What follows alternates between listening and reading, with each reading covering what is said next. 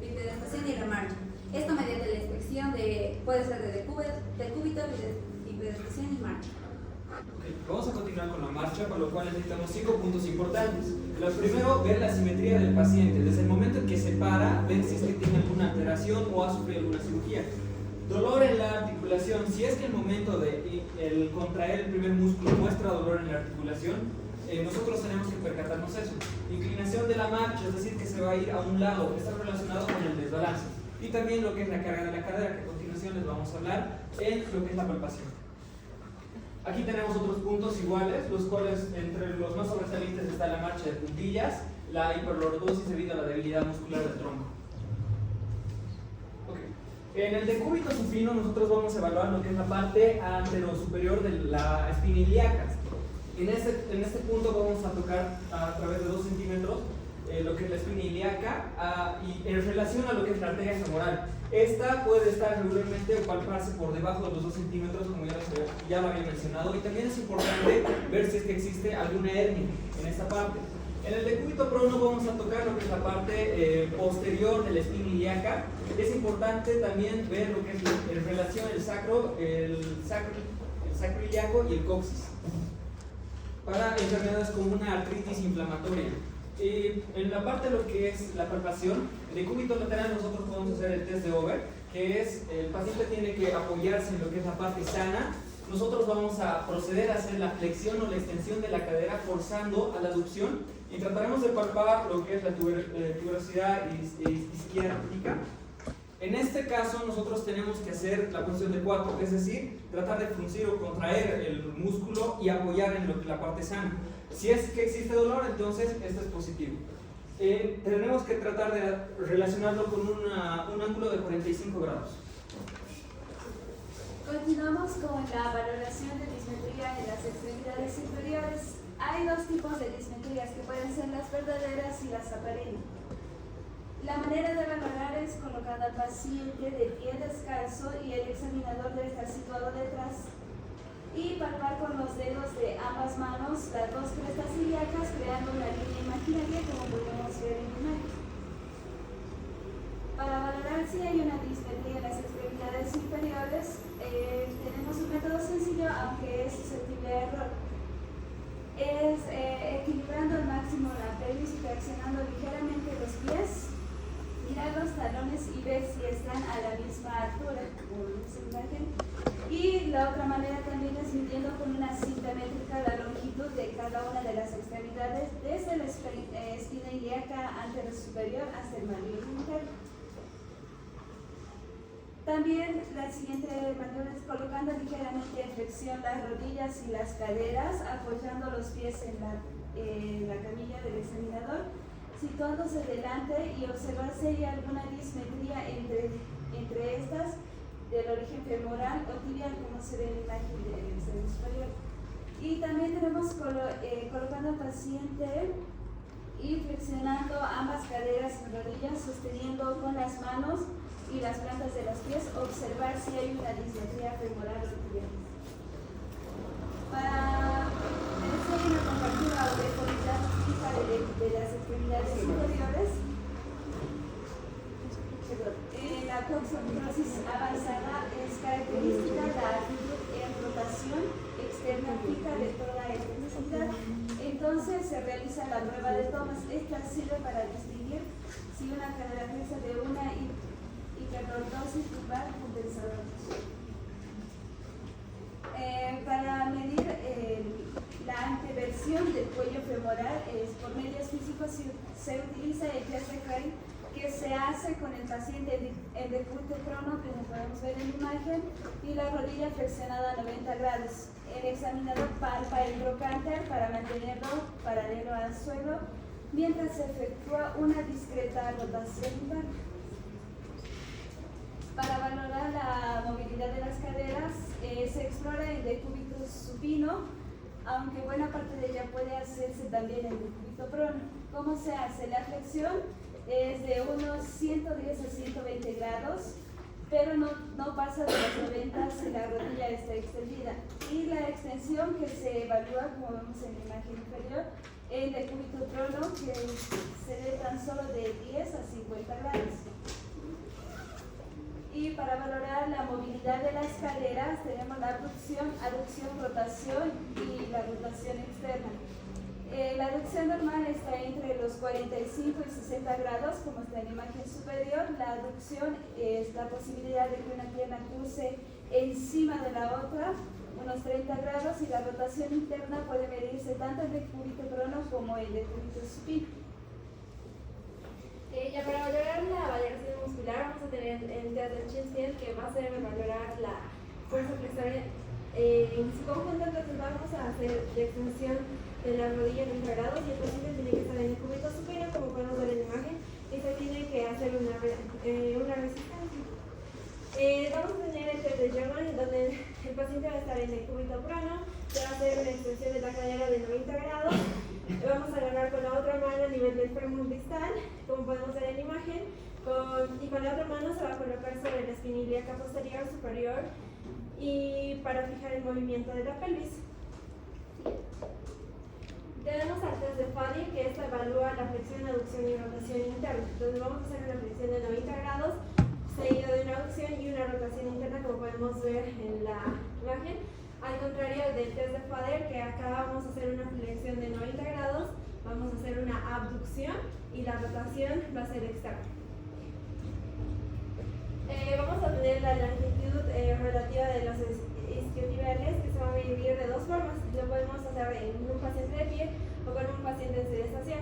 El paciente de pie va a ser invitándole a tocar la punta de los dedos de los pies sin doblar las rodillas, y tenemos que ver si es capaz de hacerlo o no.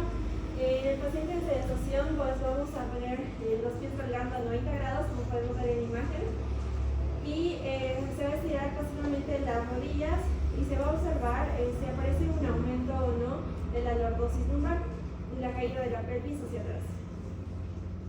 Tenemos las valoraciones de las contracturas o retracciones musculares, que vamos a tener al test de Kendall, que esto va a ser para valorar una posible retracción del recto anterior, y será una variante de la prueba de Thomas, en la que el paciente pues va a encontrar el decúbito supino, se va a situar hacia abajo de la camilla para colocarse con las piernas colgando, como podemos ver en la imagen.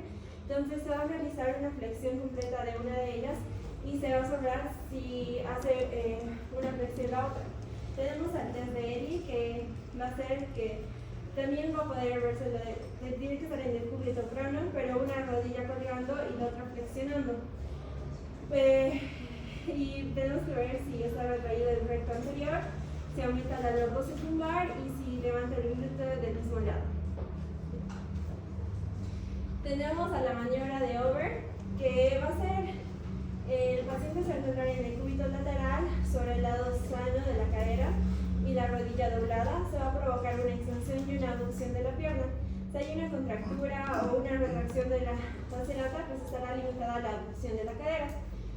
Y tenemos al test del tenemos el test piriforme, que se va a utilizar solo en casos de ciartal. Yo les voy a hablar sobre lo que son las maniobras especiales. Estas se realizan más que todo en lo que son las enfermedades degenerativas. De la primera no voy a hablar porque ya lo mencionó mi compañera. Luego tenemos la prueba de Ambit, que con el paciente de cúbito supino se elevan las rodillas en extensión y se golpea varias veces lo que es el talón ipsilateral. Obviamente, si existe dolor, es positiva. Siguiente, por favor. Luego tenemos el test del labrum. Este se va a dividir en dos, en lo que es una prueba anterior y una prueba posterior.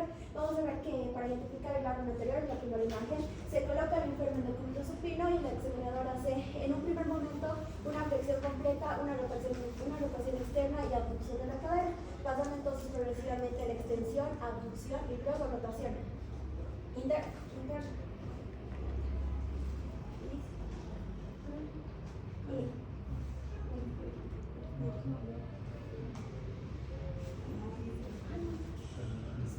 La flechita nomás queda adelante. Sí, pero que estás saltando.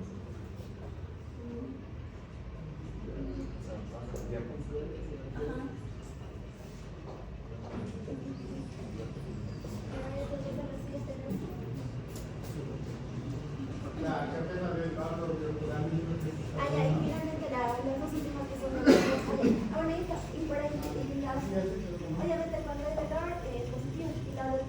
Y el labro posterior, la siguiente imagen, se efectúa hasta cierto punto al inverso. Y finalmente la degradación ácido y lactante, que es la prueba de ortolamio habló.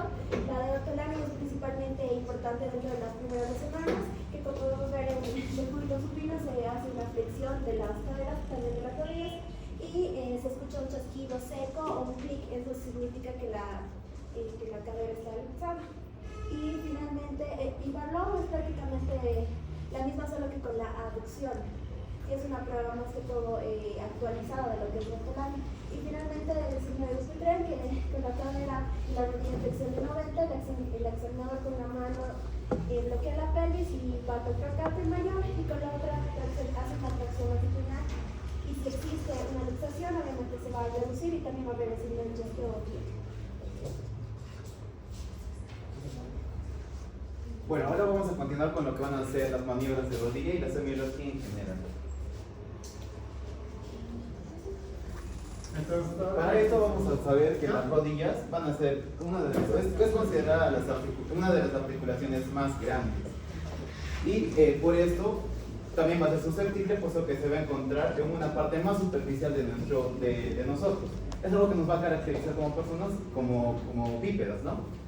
Como se mencionó, eso va a hacer que seamos muy susceptibles a algunas lesiones traumáticas. Esta es una articulación que va a ser muy sinobilizada y nos va a generar en algún momento algunos procesos inflamatorios, como ya se van a mencionar. Ahora vamos a hablar acerca del dolor. La localización, se sabe que el dolor de rodilla no se va a irradiar ni se va a expandir, pero sí se pueden de repente acentuar algunos dolores referidos, ya sea de columna lumbar, de cadera o de otras patologías. El ritmo vamos a tener 2 en específico, uno que va a ser el mecánico, que va a aparecer con la función y va a empeorar con el reposo. Y segundo, vamos a tener un dolor, un ritmo inflamatorio, que no va a desaparecer con el reposo, incluso no va a desaparecer el dolor, incluso va a empeorar con la actividad mecánica. Vamos a hablar acerca de la inspección. Primero vamos a hablar, siguiente. Vamos a hablar ya en sí de las alteraciones, que vamos a tener primero al genovaro, que esta va a ser la separación de las piernas y se va a medir mediante la distancia de ambos cóndilos femorales para ver la gravedad del caso. Y el genovaro, que es algo contrario, va a ser cuando las piernas se van a juntar, como se observa, y también se va a medir mediante esta medición intramayolar y es corregido mediante algunas cirugías. El genuflexo, que las rodillas se van a flexionar hacia adelante, y este es un trastorno más que todo neurológico que va a cursar con la espasticidad de los músculos isquiotibiales. Y tenemos también al genu recavatum, que va a ser lo contrario, se va a mantener la rodilla hacia atrás como se observa en la imagen, y esta va a tener una inestabilidad articular por la lesión del ligamento cruzado posterior, las estructuras capsulares posteriores. También vamos a ver lo que van a ser las atrofias musculares, como se observa en la imagen, y eso cómo se va a medir mediante una cinta métrica, que vamos a medir el perímetro de dicha articulación, pero siempre comparando ambos lados, ¿no? Bueno, ya en lo que es la exploración física de la rodilla, vamos a empezar con lo que es la inspección. Para empezar, en lo que es la inspección, tenemos lo que es la inflamación articular o periarticular. La inflamación se puede dividir en estas 2 partes. La inflamación articular se caracteriza por lo que es el derrame del líquido sinovial. Este se puede distinguir por lo que es el signo del peloteo rotuliano y se puede observar si se deprime la rótula en el caso de la presencia de líquido. A diferencia de lo que es la inflamación periarticular, que se caracteriza por la ausencia del derrame articular, y en esta hay una pérdida del relieve normal de la rodilla, lo que da lugar a una rodilla más globosa. Ya, voy a avanzar rapidito esta diapositiva. Hay distintas tumefacciones, además de la inflamación articular y periarticular. Tenemos los quistes de Becker, que son tumefacciones redondas, que se presentan en lo que es la sección poplitea y tienen contenido sinovial. Tenemos los higroma o bursitis prerotuliana, que está localizada en la cara anterior de la rodilla y se puede observar, se produce generalmente, se asocia a las actividades en las que la rodilla tiene que estar flexionada por tiempos prolongados. Después tenemos los quistes sinoviales, que pueden encontrarse en cualquier parte de la rodilla, pero generalmente están junto al ligamento lateral externo y se asocian a lo que es la ruptura transversal del menisco externo. Y ya entre lo que son otras tumefacciones tenemos lo que son las inflamaciones de la grasa de Hoffa, que es frecuente en mujeres y es una secuela de enfermedades como la enfermedad de Osgood-Schleider, y se ubican por encima de lo que es la tuberosidad tibial anterior. En lo que es la valoración de la piel tenemos que clasificar en tres partes grandes, lo que son cicatrices, cambios de coloración y estigmas cutáneos. En lo que son cicatrices son importantes porque en este caso pueden ser resultado de lesiones o de intervenciones quirúrgicas previas. También lo que es cambio de coloración, pues hay que fijarse si es que hay un enrojecimiento o validez, también en el caso de que hayan manchas o pues diferentes condiciones en lo que es la piel. Y finalmente lo que son estigmas, que generalmente se pueden presentar en lo que son enfermedades como la psoriasis. Lo que es la situación de la rodilla, para finalizar esta parte, tenemos que ver que la rodilla puede estar hacia adentro, en este caso se dice rótula discal, es porque hay una maltorsión en las extremidades inferiores. También puede estar excesivamente alta, que se llama patela alta, y esto es, se observa como una jiba de camello, como una jorobita, y también se puede observar lo que es la patela baja.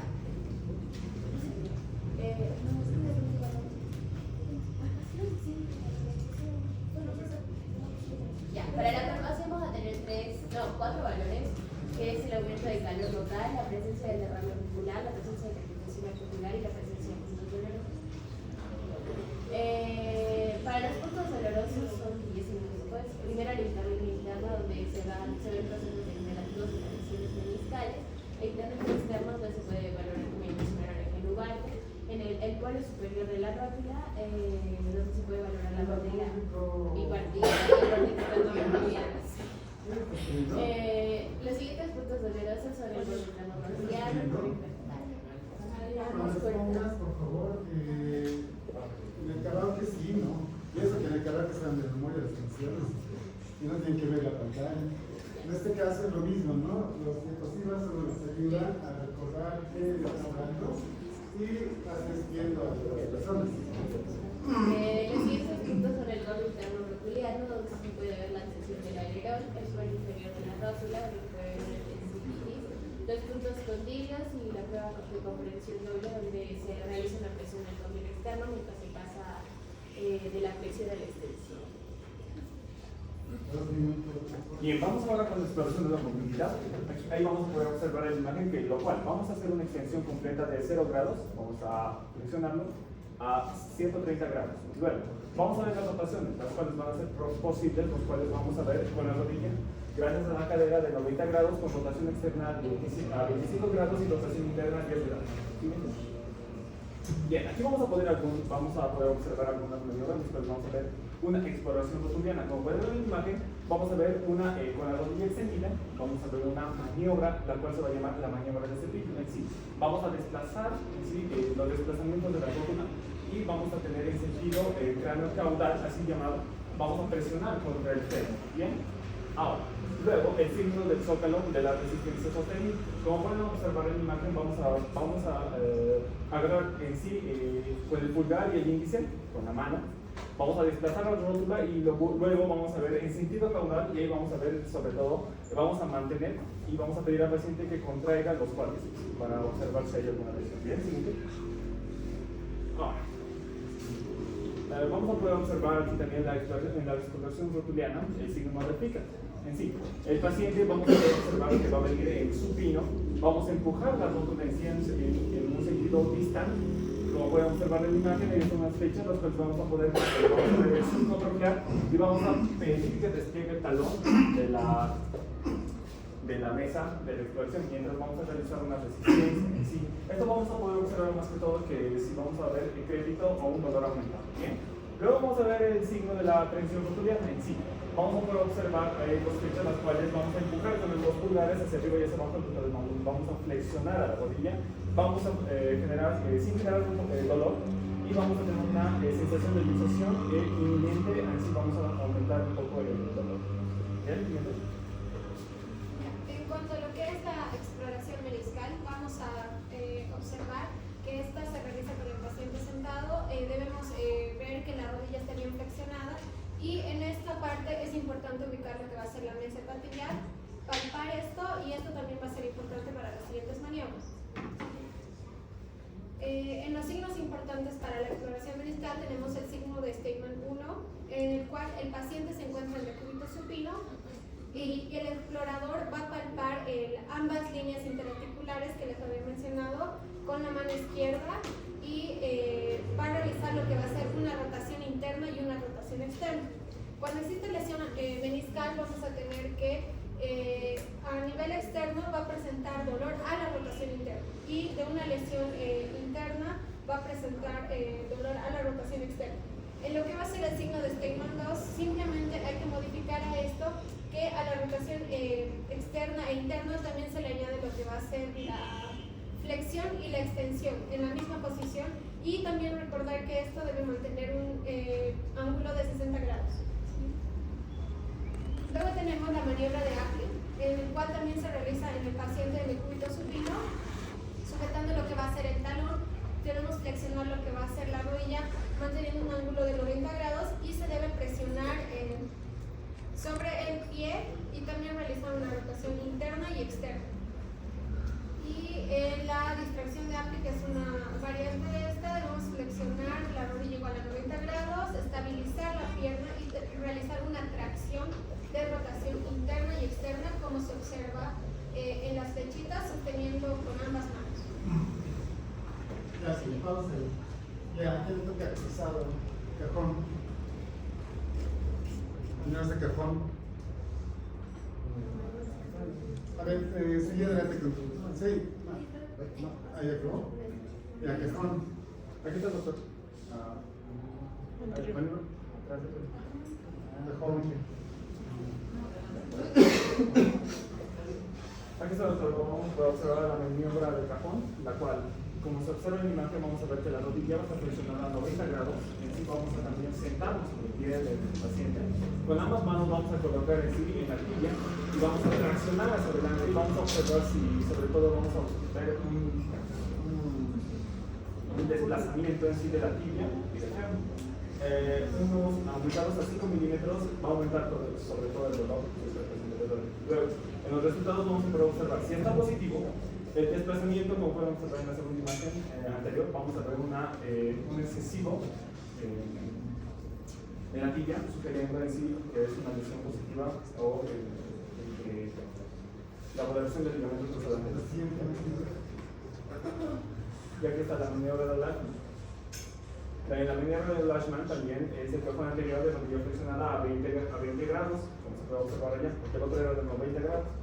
En esto vamos a tener que sí, vamos a sujetar sobre todo el fémur, como podemos observar en la imagen, y vamos a ver con la mano y con la tibia con la otra. Luego vamos a aplicar un poco de fuerza hacia adelante, hacia la tibia. En sí, esta fuerza que vamos a poner en las dos manos va a hacer un desplazamiento de la tibia. En sí, si se desplaza 5 milímetros, un poco más, como podemos observar en la segunda imagen, vamos a ver que sí se va a reducir, sobre todo que es una lesión en el ligamento cruzado anterior. Bien. Gracias, listo, chicos. Un aplauso para sus compañeros. Pues, tenemos la final de vestido autoport. La única. Entonces, creo que la rodilla es donde hay más maniobras semiológicas para que podamos ver pequeñas estructuras.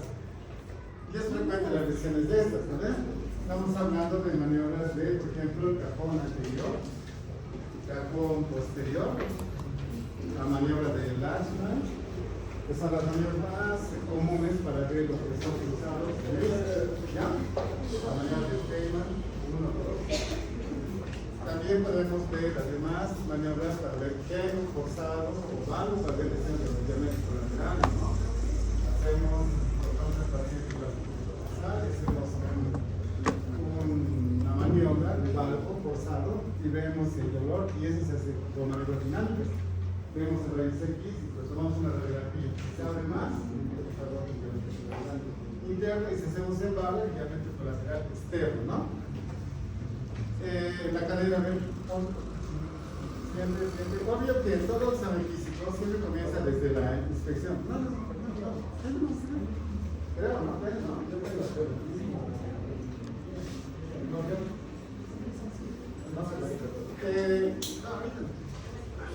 Lo primero que comenzamos con el examen físico, habíamos mencionado lo que es la parte de la inspección, ¿no? Desde 100 miembros inferiores vamos a hacer inspección a la marcha, ¿verdad? A ver, ¿alguien sabe las fases de la marcha?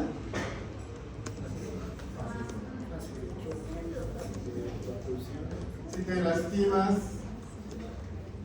el miembro inferior o te duele, ¿vas a venir caminando normal? No, hombre, ya tienes un tipo de marcha. O hasta pacientes que están lastimados, vienen con displasia de cadera y hay una marcha, tienen nombre, ¿no ves? Habrá marchas tácticas, marcha de diferentes tipos de marcha de parto, marcha de pulgas, todo tipo de marchas que te dan ya una idea de lo que está mal. Y ya dices, este paciente tiene esto, ¿no? Entonces, ahí comienza el examen físico. Luego, la anatomía topográfica, ¿saben qué es una anatomía topográfica, no? Que más o menos ustedes ven piel en un paciente, pero tienen que ir quitando la piel, que van a ver, ¿no? Van a encontrar, por ejemplo, el tocante de la bursa, los muslos, los talones internos, el glúteo mayor, medio, mediano, van a encontrar la fasciolata, todas las estructuras, ¿verdad? Tendones abductores, los internos, los externos, fascia iliaca y demás. Y como ya saben la anatomía, ya saben más o menos cada músculo qué función cumple. Entonces, estamos pensando en un paciente joven futbolista que puede tener una tendinitis de los abductores, hacemos una maniobra de abducción, obvio, tensionamos y abrimos, duele, positivo. Si es un paciente anciano de 80 años, no le vamos a hacer esa maniobra, porque suponemos que puede ser una artrosis, ¿no? Entonces, cada de esas maniobras, esa diferencia, ¿han notado? Las clases que se imparten, digamos, si dejamos pongamos así, libre albedrío el estudio de ciertas patologías y ciertos temas, no van a tener un orden, ¿sí? Hemos hablado de 100.000 maniobras, de las cuales 4 son interesantes. 4 son las que van a hacer tal vez, y más, porque conozcan 3, es suficiente. Por ejemplo, ahorita si nos damos empezamos 15 minutos de preguntar para qué sirve la maniobra de Hamilton, ¿no? No van a saber nadie, es que se me ocurre el nombre. Entonces, maniobras muy importantes sí tienen que saber, ¿no? En relación a la clínica. Por eso, en las clases que damos, nos paramos ahí para presentar, nosotros nos basamos, 1 en teoría, que están en los libros, 2 en actualizaciones, en los artículos, y 3 en la experiencia que nosotros tenemos al ver todos estos pacientes que estamos tratando, y queremos que ustedes sepan lo necesariamente importante para que cuando salgan tengan bases básicas de traumatología, de ortopedia, ¿verdad? Entonces, chicos, todo lo que se les dice, todas las cosas, aunque no crean, ven, frecuentemente. Pacientes que vienen con lesiones de jugando fútbol el fin de semana y demás, y tienes que saber hacer una maniobra de la asma, cajón anterior, obvio, ahorita la exposición está bien, todo, pero hay que estudiar un poco más para su examen, ¿no? Es demasiado obvio, ¿no? Por ejemplo, ¿cómo se ve la manera de cajón anterior? Rodilla de los tantos, se realiza la música de los tantos y demás, ¿no ven? ¿Cómo se realiza la maniobra del asma? Entonces, todos estos van a ir como pueden ser metas preguntas de los datos clínicos más importantes. Tomen las implicaciones. Entonces, lo que vamos a hacer, lo que voy a colocar en el foro,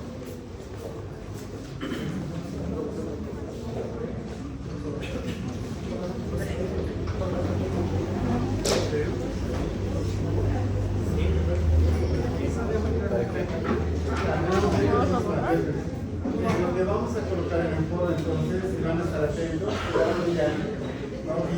no sé, listo. ¿Ya están, chicos, en los entonces? Falta un grupo. Sí, no, después vamos a hacer eso.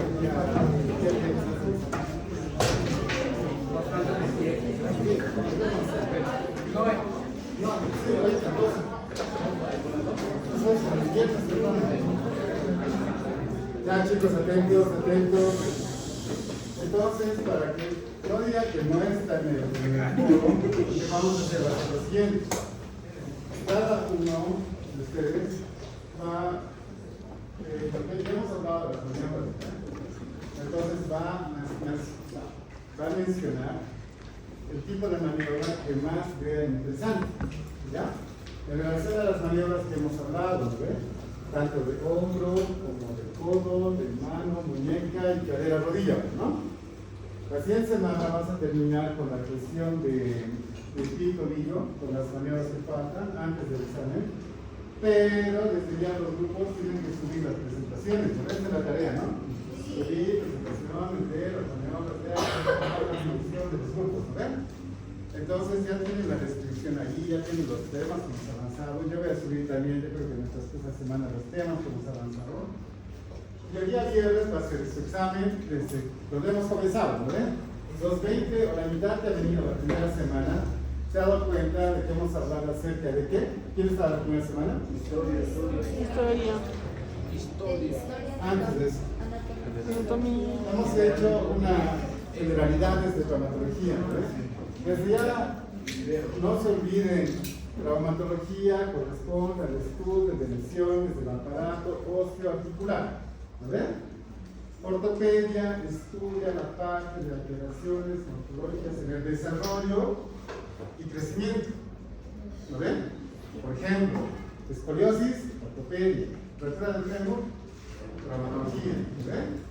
Entonces, comenzamos con esos puntos muy importantes que la traumatología, desde que había los cavernícolas, desde que había el ser humano, todo el mundo se ha caído, ¿no ven? Sonamos así de hierro, de cobre, de grana, ¿no? Todo el mundo se cayó y todo el mundo se fracturó.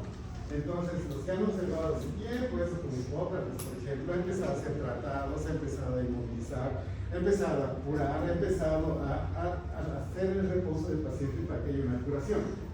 Sin saber absolutamente nada del periódico, del tejido compacto, del tejido esponjoso y demás, ¿no?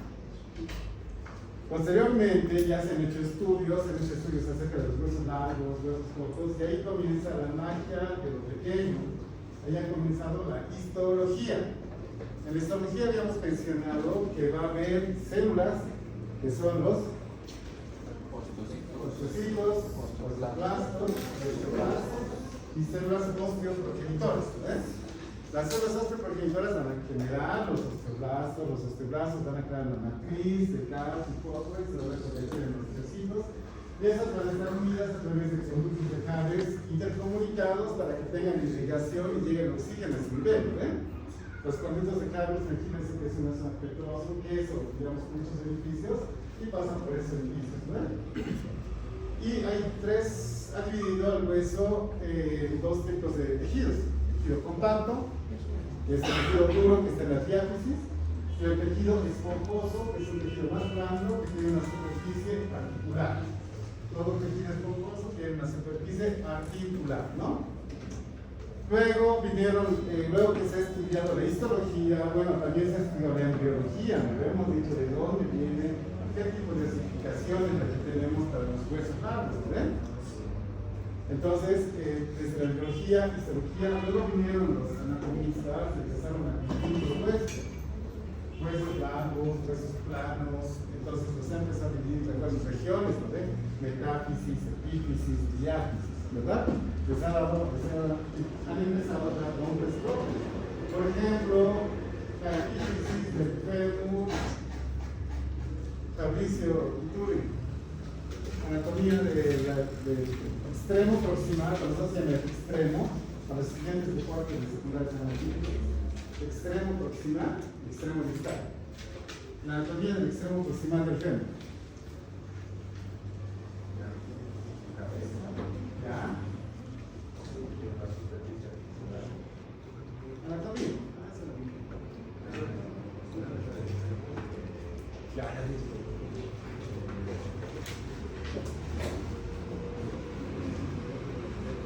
Entonces, obvio que una simple pregunta al examen de cereza, porque uno está avanzado en anatomía, ¿no?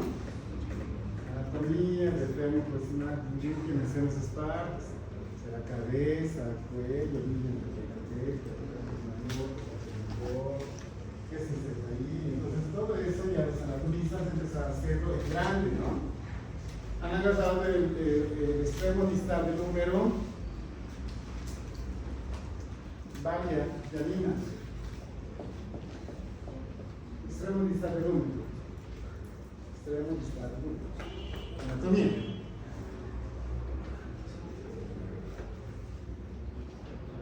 Entonces, eso es lo que tenemos que mejorar en esta semana que tenemos para eso. Es que si no saben lo básico, no van a saber lo que es la patología. ¿Vale? Si no saben, digamos, diferenciar un hueso compacto, un esponjoso, algo, en vano estamos hablando de fracturas. Peor si hablamos de osteosíntesis. Peor si hablamos de enfermedades metabólicas. Mucho peor si hablamos de actualizaciones, ¿verdad? Porque no van a entender. Entonces, lo que tienen que hacer es, ya les dije a los grupos que han rotado conmigo, dibujen a grosso modo, no es que sepan de memoria, como cuando estás en anatomía, la alimentación, y todo lo que tienes que saber, no, sino lo básico de cada hueso. ¿Por qué? ¿Por qué es esto? Porque después de que los anatomistas han hecho las partes anatómicas de todos los huesos, como el esfenoides y demás, pero los supresas son huesos largos, y otros médicos ya han empezado a hacer las clasificaciones, ¿no ven? Han dicho si hay fracturas, entonces tenemos que clasificarlas para saber qué es lo que tenemos que hacer, cómo lo vamos a tratar, qué evolución va a tener, qué pronóstico va a tener, ¿no ven? Entonces vinieron doctores y dijeron, vamos a clasificar las fracturas de acuerdo a su mecanismo. Luis María Paz. ¿Está? Sí. ¿Lo ves? Después, de acuerdo a su mecanismo. Hemos avanzado, se ubican, no, es que tienen que buscar en su cabeza, por eso hacemos videos, todo, ¿no? Una persona le da una patada a otra persona, hemos dicho que su mecanismo directo. Una persona se traba y gira y se rompe, un mecanismo directo. ¿Eh? Vamos a hablar de acuerdo al tipo de trazo. Cristian Castillo. Oblicuas, transversas, verdeas, con minutos, ¿no?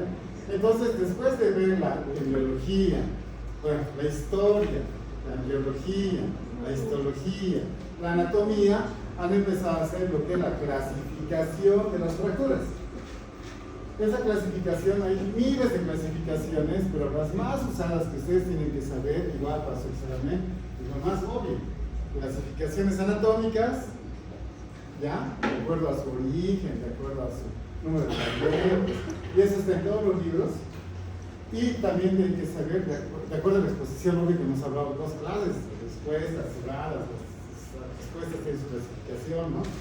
Y luego han empezado a estratificar eso con una clasificación, que es la clasificación AO, que lo vamos a ir viendo poco a poco, pero en resumen, la clasificación AO es una clasificación universal alfanumérica. Húmero es 1, antebrazo es 2, fémur 3, pierna o tibia es 4, 1 es extremo proximal, 2 es diáfisis, 3 es extremo distal. Entonces, si hablamos de una fractura Noelia 43, ¿qué estamos diciendo? ¿Quién Noelia? ¿6 Noelias? Ya, Noelia Chaco. ¿Quién es?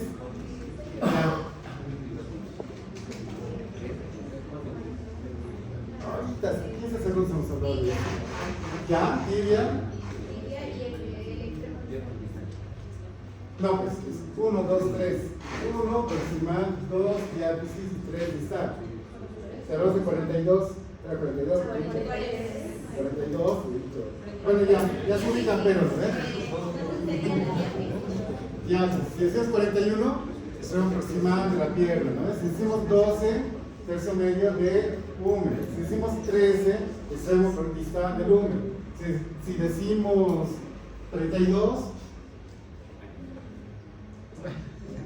fémur diabético, ¿no ven que eso lo han hecho de una manera tan interactiva, digamos, para que nosotros nos demos cuenta de qué hueso estamos hablando? Lo ha subclasificado en A, B, C. A, fracturas de trazo oblicuo corto, B, oblicuo largo y C, espiroideo transversas, las más complejas. Y esas son subclasificadas en 1, 2, 3. Con tal de que ustedes sepan el lugar donde se ubica y el tipo de fractura, ya estamos conformes. Pero obvio que van a repasar, ¿no? Eso, de lo que tiene la A, la B y la C. Es súper fácil, es súper complejo. Luego de eso, los han empezado a estudiar, esa es la parte de traumatología, ¿no ven? Pero también los anatomistas han empezado a ver lo que son los músculos y tendones. ¿Quién los estudia? La ortopedia, ¿no ven? Puede ser tendinitis, puede ser desgarros, lesiones del cruzado anterior, lesiones meniscales, etcétera, que la ortopedia se ha encargado de hacer otra especialidad. Entonces empezó a estudiar eso.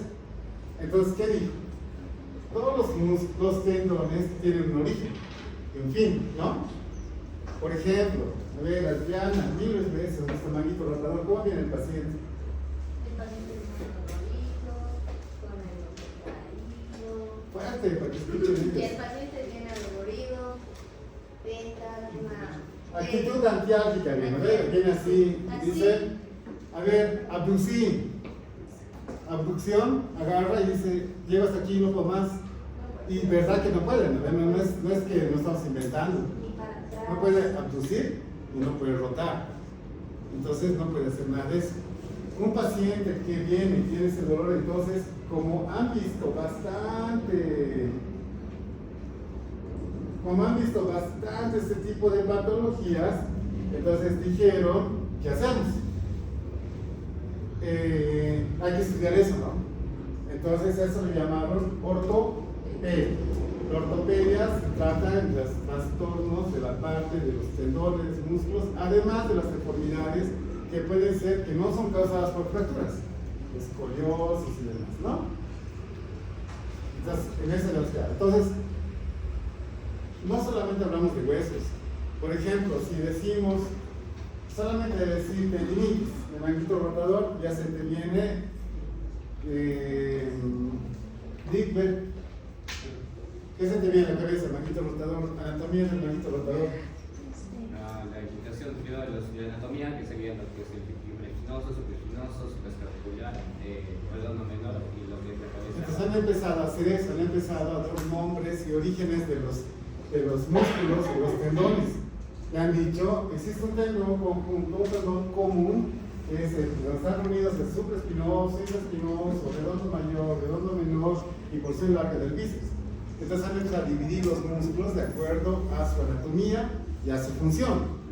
Entonces, ¿qué dice la función del deltoides? ¿Cuál es a ver, del deltoides, ¿quién? Giselle Zambrano, si es que hay dos. ¿Quién es? Ya. Deltoides. ¿Qué sabes de deltoides en el primer semestre de medicina en anatomía? Más fuerte. Eso va a ayudar a reducir el brazo. ¿Qué? ¿Va qué? Abducción de brazo, no. Ya, abducción. Pero está yendo la función, no se inserta el deltoides.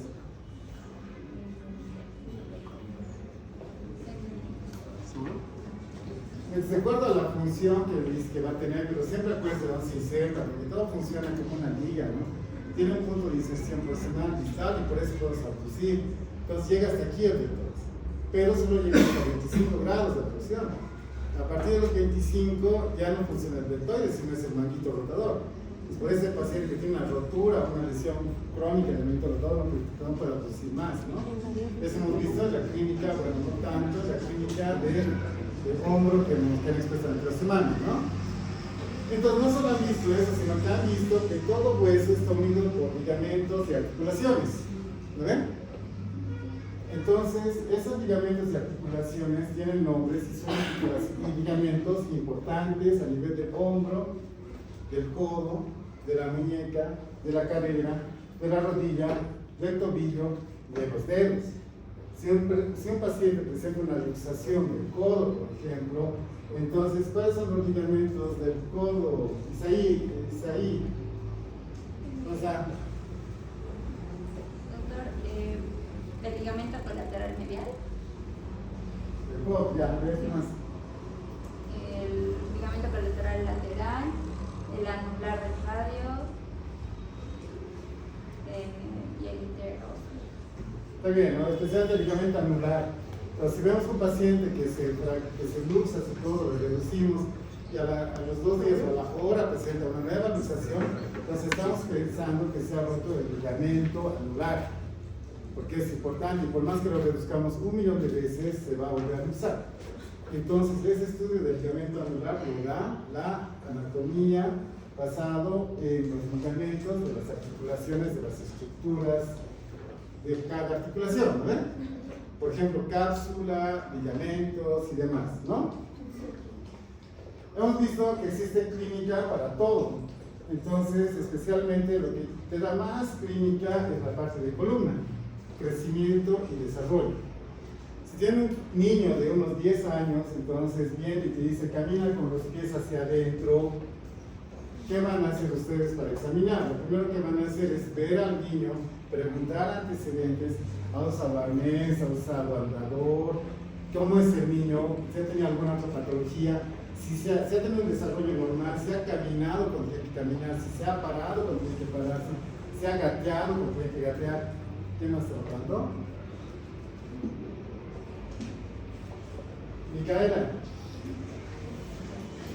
¿No ves? ¿A qué edad tiene que gatear un bebé?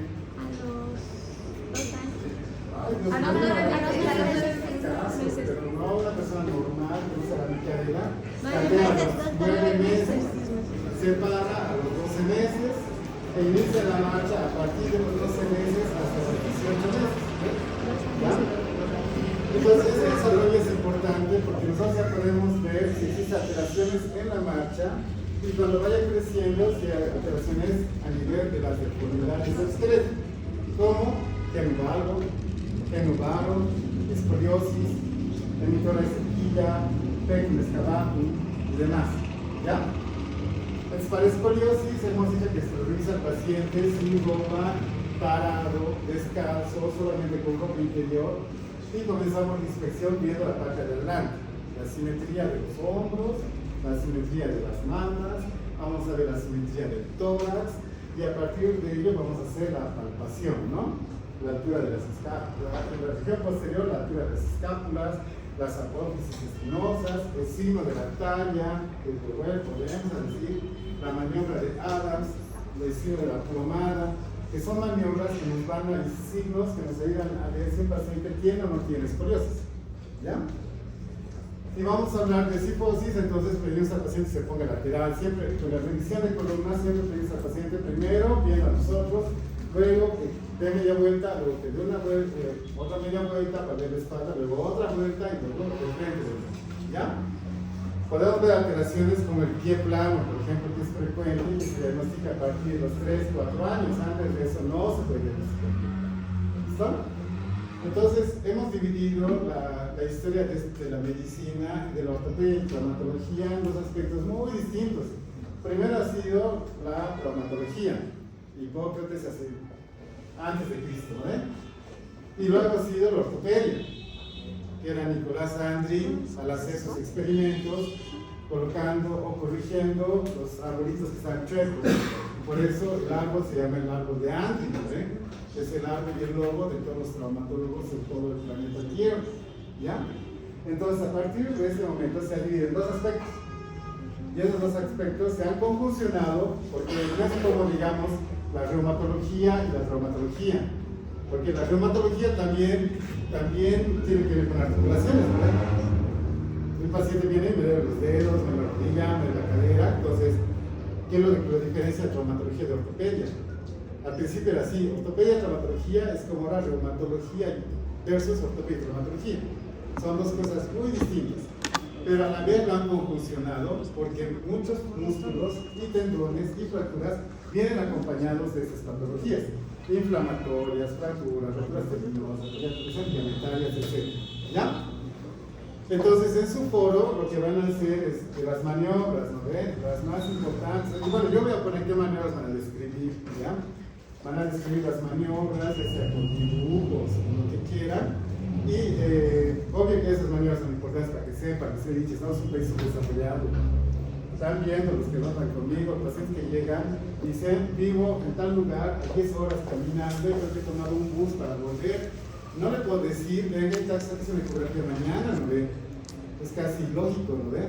O tome este tratamiento y nos vemos en una semana. No, negativo, ¿no? No se puede. Entonces, en nuestro medio es bueno hacer los tratamientos, uno en base a la clínica que vamos a ver. Le duele esto, tome esto. Ahora, obvio, eso no es a todos, ¿no ve? Ciertos pacientes que se identifican de acuerdo a la anamnesis que se hace, ¿verdad? Ya, chicos. Entonces, van a colocar sus trabajos que han hecho los grupos, por favor, lo van a seguir. Igual los de cadera, por favor. Y vamos a ir avanzando. Voy a poner unas cuantas tareas más acerca de fracturas para que puedan describir ustedes o dar su opinión con los sexos. ¿Ya? ¿Lista? ¿Otra? Adri.